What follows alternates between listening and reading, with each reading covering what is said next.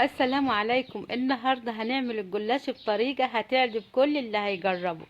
يلا بينا نسمي الله ونصلي على رسول الله ونبدأ في وصفتنا. معايا كوبايتين لبن، هنضيف ليهم معلقتين سكر كبار ومعلقتين كاستر كبار، وهنقلب الخليط ده. يبقى كده معايا كل كوباية لبن معلقة سكر ومعلقة كاستر، وهنقلب الخليط ده على البارد طبعا علشان ما يعملش معانا اي تكتلات. وبعد كده هنرفعهم على النار وهنقلب ايدنا في الخليط علشان ما يحصلش اي تكتلات لحد ما يغلي معانا ويعمل فقاعات كده، يغلي غلوتين ويستوي الكاستر معانا بس كده. وهنصب في طبق ونحطه على جنب. طبعا هنعمل التشريبة، وهي كوباية زبادي ونص كوباية سمنة ومعلقة صغيرة بيكنج باودر.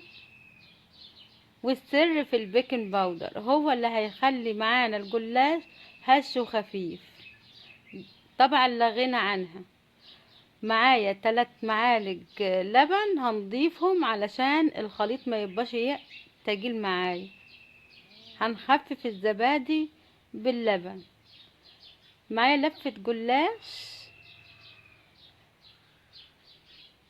وهنحطها كده على جنب وهنغطيها بفوطة.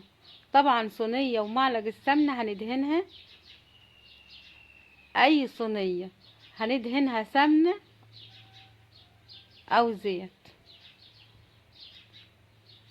هنحط طبقات كده من الجلاش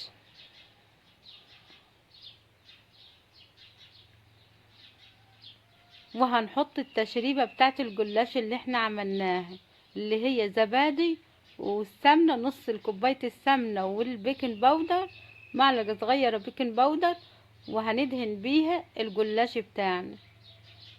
وكل طبقة من الجلاش هندهنها.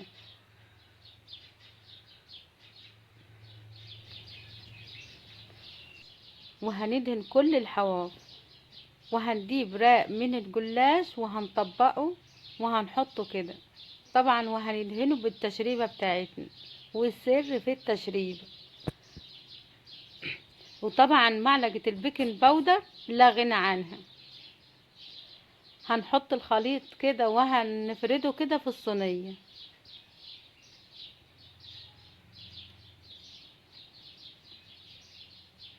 وهنوزعه على كل حواف الصينية. طبعا هنجيب راق وهنطبقه وهنحطه وهندهنه طبعا بالتشريبة.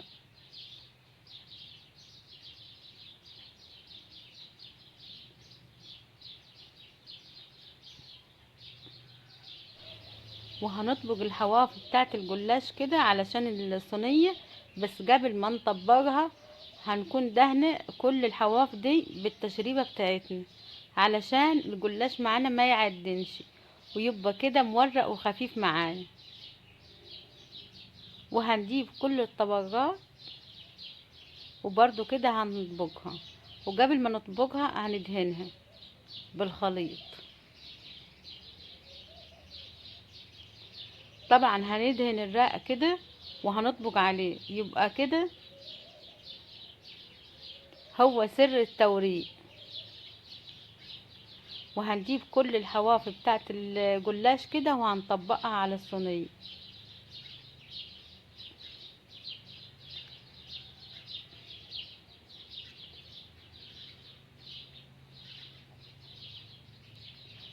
طبعا هيتفضل معانا طبقات من الجلاش هنجيبها ونكمل برضه.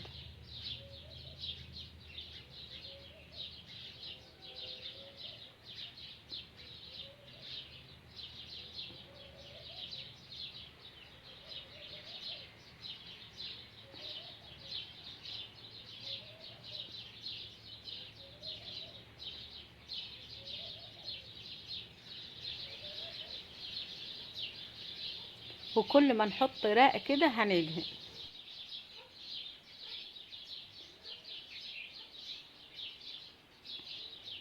لحد ما نخلص كل الكمية بالطريقة دي.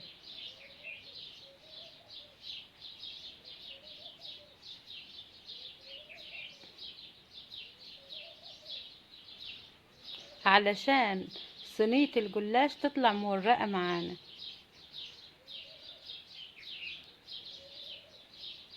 هنجيب باقي كمية الخليط اللي فاضلة هنحطها،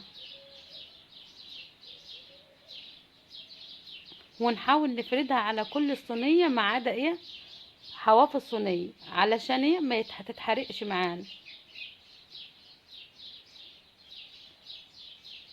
وهندخل كده كل الحواف في الصينية لتحت، وهنوزع الخليط كويس اوي في الصينية. هنكون مشغلة الفرن على درجة حرارة 180. بصوا الجمال، بصوا جمال الفطيرة. اللهم صل وسلم وبارك على سيدنا محمد. طبعا كوباية لبن مدوبة فيها معلقة سكر، وهنرشرشها كده على الفطيرة. اللبن ده هو اللي يديها طراوة.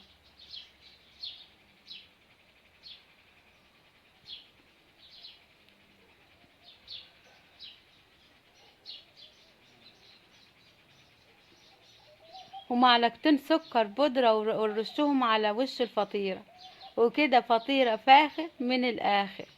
لو وصلتوا لحد هنا، أنا أم بلال ودي قناتي. أتمنى تنوروني في القناة وتفعلوا زر الجرس علشان يوصلكم كل جديد. وهسيبكم كده تستمتعوا بالجمال ده.